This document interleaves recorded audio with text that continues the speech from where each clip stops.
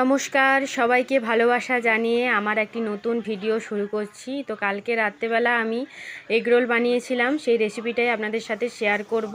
এই দেখুন, আমি সমস্ত কিছু জোগাড় করে নিয়েছি। শসা কুচি, পেঁয়াজ কুচি, টমেটো কুচি, কাঁচা লঙ্কা, ময়দা মাখিয়ে রেখেছিলাম 1 ঘন্টা আগে। সেটি বেলে নিয়ে উল্টে পাল্টে তাওয়ার মধ্যে রুটির মতো সেঁকে নিতে হবে।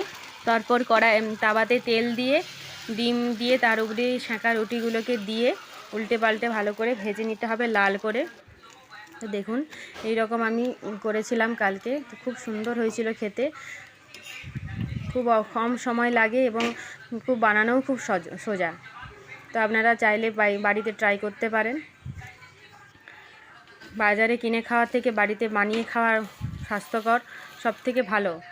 আর এই যে হয়ে গেছে ভাজা, এরপর শসা কুচি, পেঁয়াজ কুচি, একটু সস, একটু বিট নুন, চাট মশলা একটু দিতে পারেন। ওগুলো আমার কাছে ছিল না, তাই আমি প্লেন করে